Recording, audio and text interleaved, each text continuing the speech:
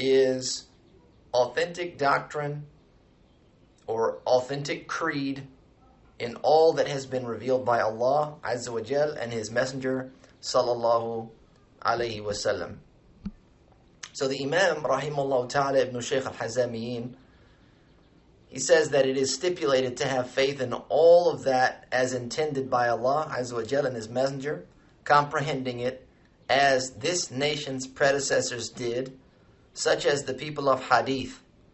So here, just in general, we're talking about the study of Aqidah, or Islamic creed or doctrine.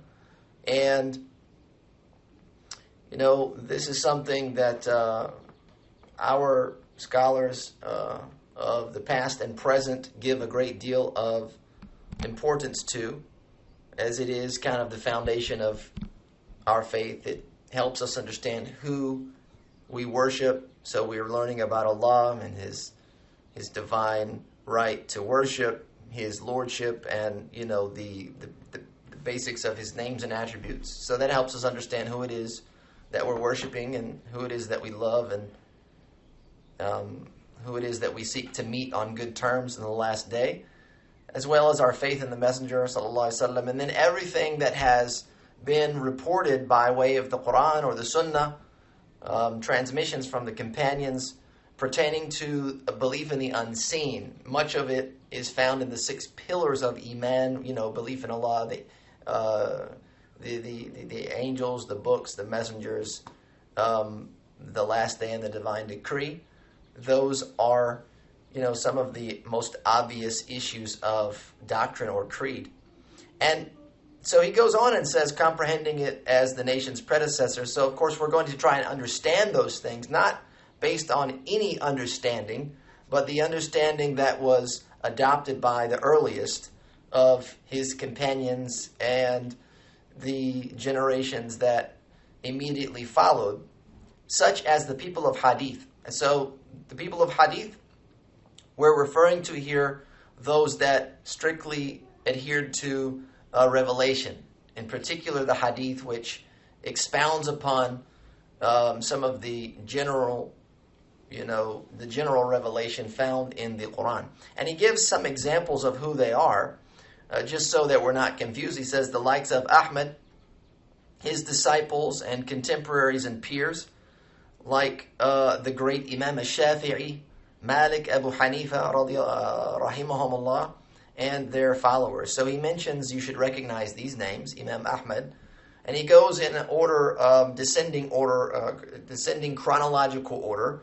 So Imam Ahmad, rahimahullah ta'ala, his name is Abu Abdullah Ahmad ibn Muhammad ibn Hanbal al-Shaybani, and he was, of course, born in Baghdad in the year 164, and he died approximately 241 after the Hijrah, during the Hijrah calendar. So, that's 164 years after the migration of the Prophet ﷺ, so not so far along that he's even close to being considered like in the latter stages of our history. Just before him was Abu Abdullah Muhammad ibn Idris al-Shafi'i. This was the great Imam al-Shafi'i, rahimahullah ta'ala, who was born 150 and died in 204. He was born in Asqalan, which is in the Holy Lands in Sham. And then before him was Imam Malik. He's known as Imam Malik ibn Anas, Imam Dar al-Hijrah. Basically, he was born in Medina, and that's where he stayed his entire life, the year 93, and passed away in 179 of Hijrah calendar. And then the first of those was Abu Hanifa, Nu'man ibn Thabit, and he was from Kufa, and he was born in the year 80. So even earlier than the previous 3, and he died in 150.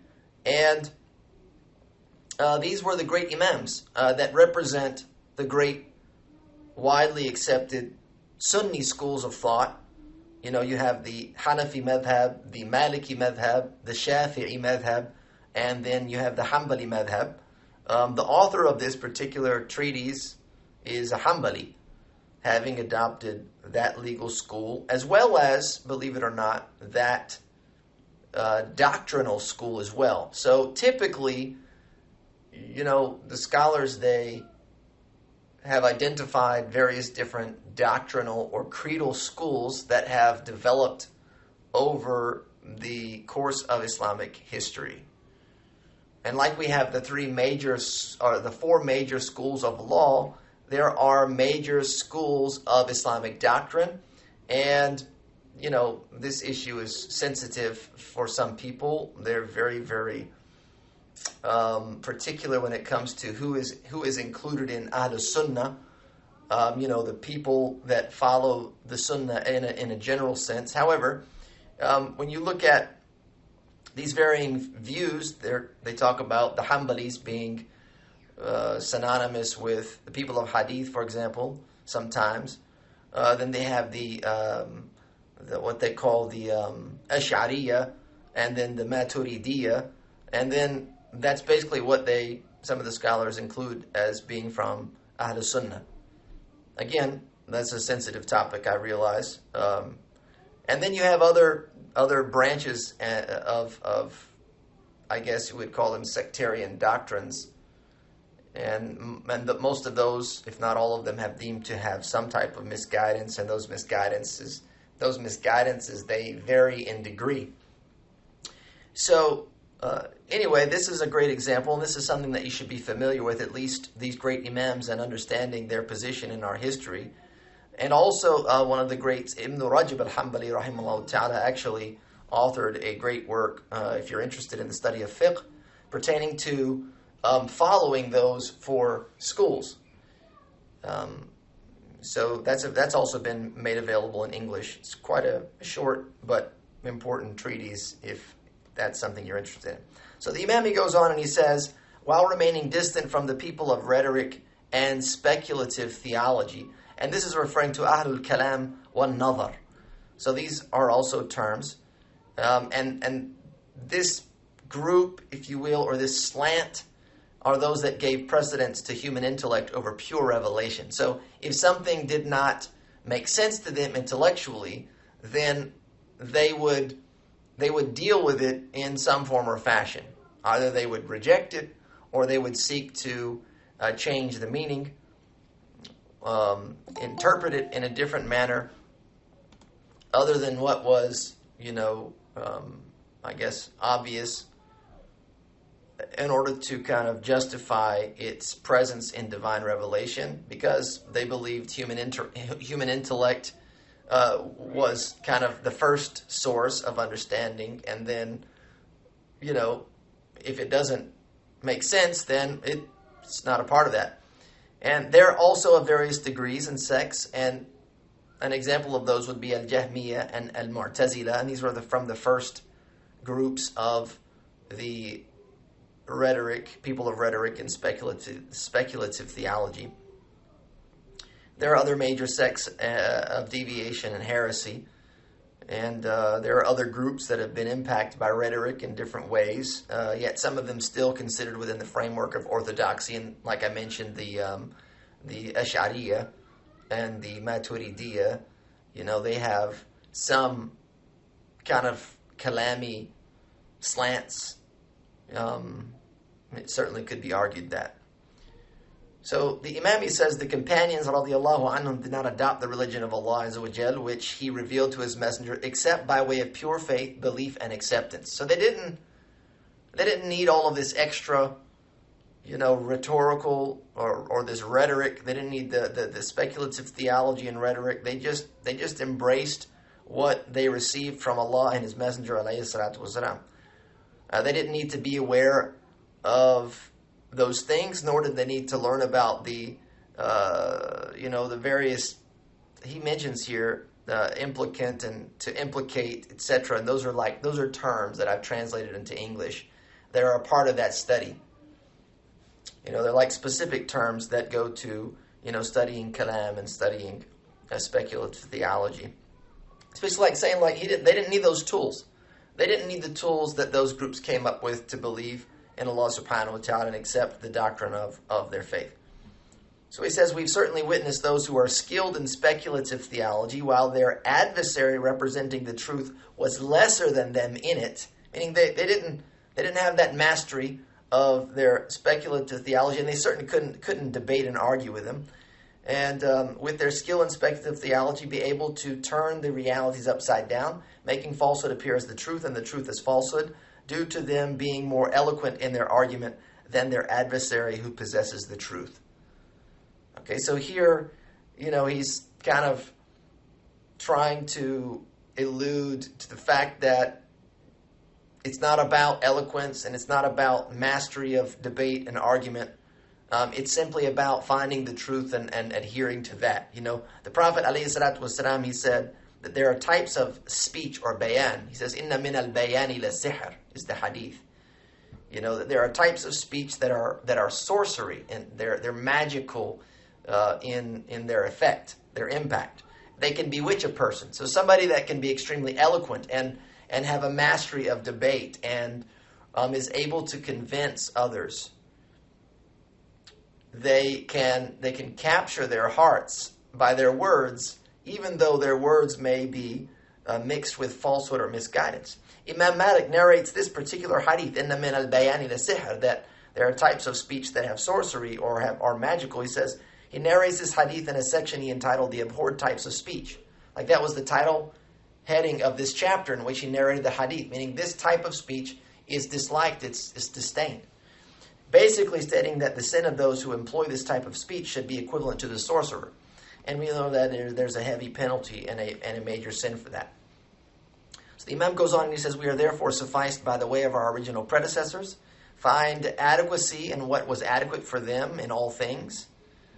Who were the companions, those that followed, and those that then preceded the followers in righteousness, radiyallahu anhum, along the path of our sheikhs. Our sheikhs in this school, such as Al-Junaid," hopefully you remember that name, we mentioned that in the previous session, "and his contemporaries, and those who came later, such as Shaykh al-Islam Abdullah al-Ansari al-Harawi and Shaykh Abdul Qadir al-Jilani, rahimahumullah ta'ala." So here we got another couple of examples. We've talked about the great imams of fiqh and doctrine. Now he's mentioning the great imams of suluk, of tazkiyah. These are the great imams of tazkiyah. Abul Qasim al-Junaid ibn Muhammad ibn al-Junaid. He was born in 220. The Hijra calendar, died in 289. Approximately, those are roundabout dates. They're not exactly sure. He was a Persian ascetic. He was in Baghdad, and he was called Imam. He's referred to as Imam al-Ta'ifa. Ta'ifa, they're typically talking about the Sufis, the Imam of the Sufis. It should also, look, it should be noted here as well. Again, we come back to that term, Sufi. So there's a difference between the Al-Junaid's tasawwuf, if you will, or his Sufism, Junaid, versus what you might find today in some of these, groups that are going to extremes. So Al-Junaid was noted for his scholarship, his adherence to the way of the Prophet ﷺ. He was a teacher. He was, profound when it came to knowledge of the Sunnah, etc. And so that's what drove him to his levels of spiritual growth and pursuit, etc. The next he mentions Abu Ismail Abdullah al-Harawi al-Ansari, or they call him Abdullah al-Ansari of Herat, which was in what they called Khorasan at the time. I think this is Afghanistan today. Was born in 396 and died in 481. He was the author of Manazil al-Sa'irin, or the Stations of the Wayfarer, which our author explained a great deal of at some point. And then lastly we have Muhyiddin Abu Muhammad ibn Abu Salih, who was known as Abdul Qadir al-Jilani al-Hasani al-Husayni. He was a Persian born in Gilan province of Iran and then later moved to Baghdad. He was born in 470 and died in 561. Abdul Qadir al-Jilani, the name is very well known, and he is noted as kind of like the forefather, if you will, of the Tariqa Jilaniya, which is another Sufi order. Now, Abdul Qadir al-Jilani was, along with al-Harawi, who was known as Shaykh al-Islam, these were Hanbali scholars. And the Hanbali scholars, traditionally, both of these included, were people of hadith. They were people of the Sunnah, and they were people of orthodoxy. So, sometimes, in particular, Abdul Qadir al-Jilani has people. This is the thing. This is the thing about these great imams is they're claimed by everyone because they were so profound in their spiritual pursuits and the impact that they had on their students and then those that came after them. When it came to helping people grow and develop in this way, they've been claimed by all. Everyone wants to lay claim to them. No, he's ours. No, he's ours. But history it tells the truth, and the biographies, etc., are available for these great imams, and their works are still available to see exactly what they believed, what they said, what they practiced, what they did. So again, these are some great names that you should be familiar with. And hopefully, if you're interested, you could read up a little bit more about them, become familiar enough to know that when you hear their names, you have a better understanding of who they are and a solid reference point to, some points in time and some scholarly influence throughout the ages. So the Imam says, you must know that faith in the doctrine of divine loftiness and highness without comprehension. Okay, so pay attention to these. These are kind of like stipulations here.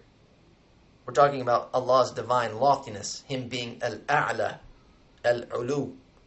Okay, without comprehension, defining modality or limitation, assigning likeness, quiddity, or comparison, just as it has been mentioned in the mighty book and authentic sunnah, is at the foundation of this topic and serves as its base. All right, so our belief that Allah is most high is at the foundation of our spiritual development. He's going to talk about why that is.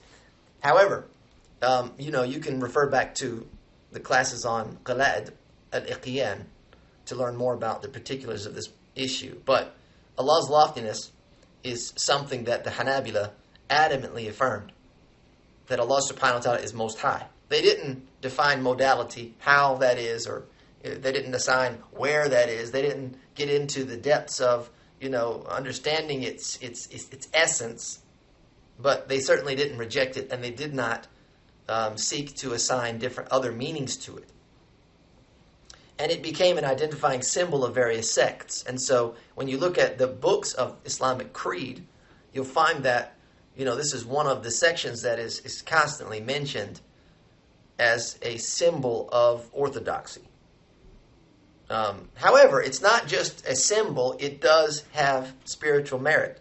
And so the Imam explains, and he says, whoever is well versed in this issue of doctrine will in their heart find a qibla to their master and maker, utilized when turning to him, praying to him, worshiping him, and for all their other endeavors, be they apparent or hidden, meaning it's internal or it's external, becoming a point of attachment for their heart, which wanders about into other things, eventually returning to the point of its connection, just as the steed wanders only return to their hitching post. So basically, that your connection to Allah subhanahu wa ta'ala, or your direction, is knowing that He is most high, that He is not in creation. Okay? And so you're not worshiping Allah everywhere, but you know that Allah He is most high and lofty. And so that's kind of like your qibla for Allah subhanahu wa ta'ala. Not your qibla for prayer, we know that's towards Mecca, but the qibla, if you will, for your heart is Allah subhanahu wa ta'ala, the lofty and majestic. So that gives us an understanding of the first principle, that we have to develop or adopt an authentic creed. That is a study that has to be pursued and understood. That, by some of the great imams like Abu Hanifa, he considered that al-fiqh al-akbar. Right? That is the greatest pursuit. The greatest understanding is the understanding of our doctrine. And so that's going to serve as the base. So that's why, hopefully, I know a number of you have been, with me, and we've been learning together. We studied Qala'id al-Iqyan before we jumped into this. We studied the seerah of the Prophet, alayhi salatu wasalam, an introductory level before we got into this, because those were the foundations, is our doctrine and our awareness and familiarity with the Prophet, alayhi salatu wasalam. So that is very important. If you're not up to speed on all of that, then you can certainly check out those classes at your leisure. They're available for you online. And we may have an online class rerun at some point. So, principle number 1, authentic doctrine. Principle number 2, this is al-aslu al-thani, the principle of awakening. And the word in Arabic is al-yaqadha, which literally means to wake up. Right? It's kind of the opposite of naum, which is sleep. You're either asleep, fil manam, or you are awake, al-yaqadha. So, the awakening, if you will, is the foundation of the virtuous stations and lofty states. It is essentially the awakening of the heart from the slumber of heedlessness and preparation for the meeting with Allah Azza wa Jal. Okay, so Allah Azza wa Jal, He says, it will be said, this is the meaning of the ayah, this verse is in Surah Qaf, this chapter 50, verse number 22. The meaning is, it will be said, you are certainly in heedlessness of this, and we have removed from you your cover, so your sight this day is sharp, or is keen. Meaning that you are heedless of this day, and the day is the day of judgment, or the day of the resurrection. And your sight on this day will be sharp, it will be strong. Everyone on that day, even the disbelievers, will be in a sound and upright state. They will be in a state of istiqamah. If you've heard that word before, istiqamah is like being upright. It's like you're sound in what it is that you do. Basically, like you're on the path. So even the disbeliever will be on the path, upright on the path of truth. However, it will be of no benefit because, the time is come and gone. It's the day of resurrection. Okay, so the Imam goes on, he says, that which veils the servant from rectifying their state, this is the hal, and preparing for the return includes high expectations of this world, love of the immediate, and preference for it over the distant, which results in the servant's blindness to what is awaiting them, such as the various stages of death, the grave, and the hereafter. So here, what prevents us from the awakening, from awakening to the realities of the resurrection, is us being immersed in this world, our high expectations of what this world should offer us. And then, of course, preferring what we can get right now. We want it all right now as opposed to being able to wait for what is in store for us later. And that's what he says, preference of it over the distant, meaning the immediate. We prefer the immediate as opposed to that which is far off, or it's seemingly far off to us, though it's just relatively right around the corner. And also for that which is waiting, we become blinded by it because of our love for this world. We become blinded from the stages of death and the grave and the hereafter. And guess what? This is where those two things tie together. At this point here, the Imam is building upon the first principle of Islamic doctrine. He's building upon that first principle of Islamic doctrine because faith in the hereafter is a prerequisite for this principle. And without conviction in the hereafter, there's nothing to awaken to. If you don't believe that there's a punishment or a reward in the grave, if you don't believe that the angels will take your soul, if you don't believe that you will be resurrected, if you don't believe that you will go through these stages of the scale, etc., then why would you need to wake up to that? You don't even believe in it. You stay what we're calling heedless of the next life. You're going to stay just a dunyawi, a worldly person.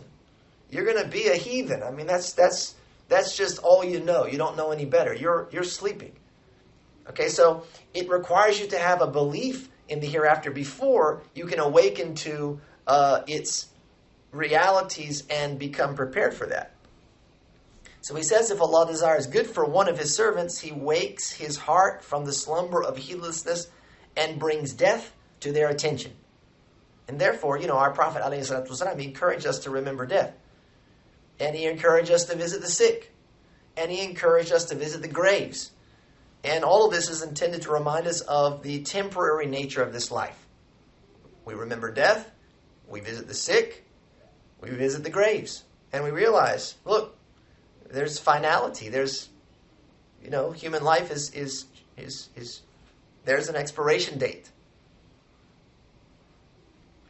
And so this is how a person wakes or is awoken by Allah subhanahu wa ta'ala, because this idea or this belief is placed in their heart.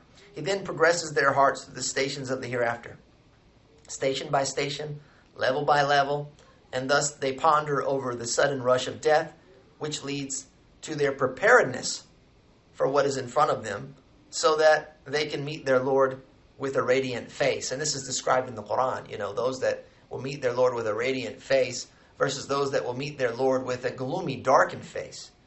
The Prophet ﷺ was once asked about the wisest people, and he said that they were those who remembered death often and prepared for it the most. When he was asked about the hour, someone asked, when will the hour be? The Prophet ﷺ responded by saying, what have you prepared for it? So this was the training of the Prophet ﷺ, is to have people prepare for their death, prepare for their hereafter. That was his primary focus for them, was, look, worry about your hereafter. Deal with the dunya, deal with it because you're in it, you have to live in it, but treat it as a means to preparing for the next life. The Imam says, he gives a practical example. He says, look, it's possible that the servant falls ill for a few days and then is transported to Allah, meaning they die. And we're seeing this today. This is why it's such a great reminder. It's a sad reminder, but it's a great reminder in that it's very profound. He says, you could fall ill, and in a matter of days you could die, and you'll be transported to Allah Azza wa Jal, and this could happen before you're able to rectify your condition, your state, resulting in extensive regret and an inability to make up for what was missed. Right? So something just come upon you, and Allah subhanahu wa ta'ala talks about that in the Quran in numerous verses, that people are playing about and they're heedless to the fact that Allah subhanahu wa ta'ala could just seize them by surprise, and it's all over, and they have no opportunity to go back. They'll be begging and pleading to go back, but the opportunity will be lost. It'll be too late. So the wise are those who do not wake nor sleep except by committing deeds with which they are pleased to meet Allah Azza wa Jal. And the negligent are those who delay repentance to the morrow and beyond. Meaning, the wise are those that are constantly in preparation. They wake up and they begin. They begin their pursuit of religiosity, spirituality, good deeds, refraining from evil deeds. And they go to sleep and they've done all they can do. It says that the servant is able to be mindful of death and its immediacy and the grave and their isolation in it with nothing but their deeds. Both their righteous and wicked deeds will join them in the grave, just as it's been reported in a hadith narrated by Al-Bara ibn Azib, as well as Abu Hurairah radiallahu anhum. The hadith says, surely the righteous servant, when placed in the grave, will be asked. So a caller will call from the heavens. And the caller will say, my servant has spoken the truth. So make bedding for him from paradise. Clothe him from paradise, and open a door of paradise for him. And its breeze and fragrance will come to him. So this is what happens. This is what the believer has to look forward to. Is right away after they pass on, the reward begins. The reward for the life that they dedicated to Allah, the life of servitude that they lived. The reward begins. On the opposite end of the spectrum, the Imam says, as for the disbeliever, quoting this hadith, a caller will call out from the heavens. It will be said, my servant has concealed it. They've concealed the truth, meaning. So make for them a bedding from the fire. Clothe him from the fire and open a door from the fire for him or for her. And its heat and scorching fire will come to him or her. And so here the Imam is mentioning a hadith. And it's important to note that everything that he's talking about, in particular in this chapter, he's going to give some descriptions of things to come in the hereafter, etc. These are all based on revelation. The Imam is a great scholar of hadith as well and of orthodoxy. And so, he's mentioning things that are based on sound revelation. It's not simply that he's just, conjuring things up here. But the lack of the hadith, the lack of evidence is par for the course, if you will, for a treatise of this size. to keep it condensed, a lot of this stuff is left out, and it should be understood by the reader. Likewise, the servant will remember the day of resurrection and their standing before Allah Azza wa Jal, being driven barefoot, naked, hungry, and thirsty to the mahshar. The mahshar, of course, the place of gathering, with the driver and the witness to stand at that extensive site for 50,000 years. You know, the Prophet ﷺ, he talked about this to some degree, how people would be gathered at that place and driven. Allah subhanahu wa ta'ala in Surah Qaf, this very same chapter that the Imam mentions, verse number 22. The previous verse number 21, Allah subhanahu wa ta'ala says, every soul will come with a driver and a witness. Right? And the driver and the witness, according to the great Imam Ibn Kathir, they're angels. There's an angel that drives, kind of pushes them along. And then there's an angel that's there to witness, to bear witness. He says, the sun will be in proximity to the people's head according to their deeds, and the books will be dispersed, and there will be those who will take their book in their right, while others will take their book behind the back. So the sun will be in proximity to you. The closer it is to you, the hotter. And it was said that on that day, people will be drowning in their own sweat. They'll be bridled in their own sweat, if you could imagine such a terrible sight. And then, of course, the books will be dispersed. They will be given out. Those that receive their books in front of them on the right side will be, given glad tidings of reward and relief. And those that give them from behind their backs, then this is a sign of torment, their detriment. It says, there comes the reckoning. Each servant will be measured regarding their life and how they spent it, their youth and how they used it, and their wealth, how they earned it, and how they spent it. The scales will then be erected, the records will be opened, and the crossing of the slippery, stumble-inducing bridge, and the various other sights awaiting us. It says, if the servant is able to ponder over them while certain of them, knowing that there is no salvation except by the grace of Allah and the rectification of their actions in this world, it will all serve as a catalyst requiring an awakening and an attentiveness from the deluge of heedlessness, preparedness for the hereafter through rectification of state and abandonment of negligence and carelessness.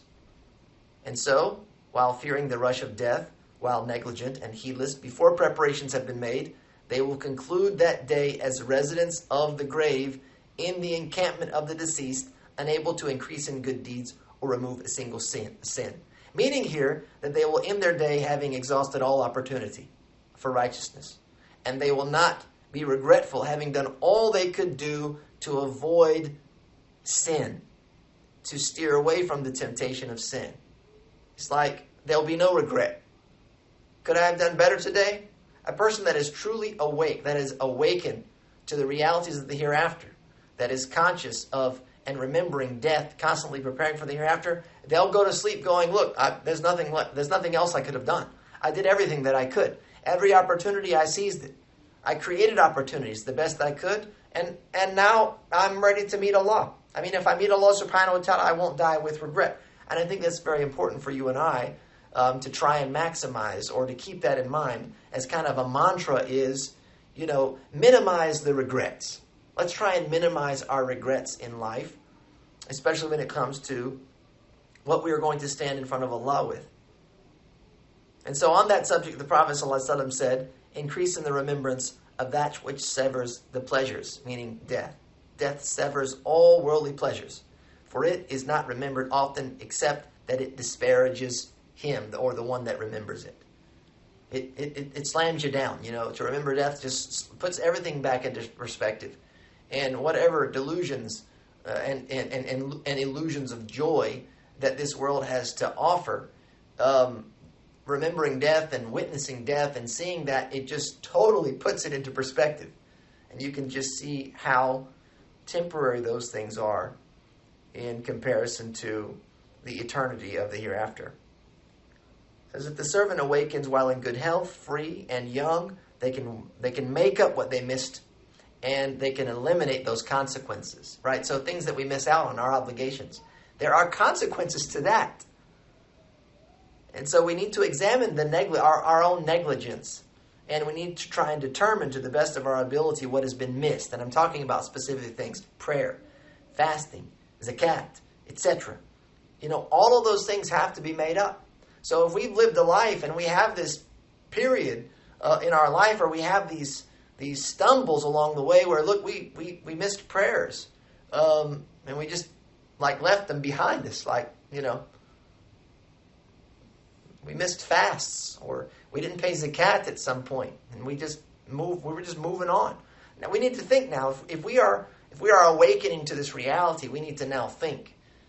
And we need to take account, and we need to say, look, all right, I got to make up for the missed opportunities, especially the obligations. Those have to be made up, so that we can remove and eliminate the consequences of missing those things. It says a hadith regarding this is 2 blessings which are spoiled by many people: health and free time. So this is typically when those things are squandered. When the righteous opportunities are squandered is when we're healthy and we have free time. It's when we are sick and ill that we become impoverished to Allah subhanahu wa ta'ala. It's when we're busy that we regret not taking advantage of the time that we have. It says also take advantage of 5 before 5. Your youth before your old age, your health before you are sick, your life before your death, your free time before you are busy, and your time in this world before you are in the hereafter. So the Prophet ﷺ, he tried to impart to us this sense of immediacy of the hereafter. You can't wait, you can't delay. And so, that concludes the second principle of awakening. Essentially, in summary, number 1 is sound doctrine. You have to develop a sound doctrine in Allah, in the hereafter, and everything that pertains to the unseen world after your death, the grave, etc., etc. And then having not just learned those things like points or memorized them like flashcards, but having profound belief in them. So the recommendation is that you study these points of doctrine in great detail, so you understand. And Allah subhanahu wa ta'ala in the Quran is very descriptive of what those places can look like. The delights of paradise and the torment of hell. The more acquainted that you are with that, the more impact it will have on your spirit. And that is what's going to be like that blaring alarm clock in the depths of your sleep. It's going to pull you out of that state of heedlessness. And that is going to be the awakening.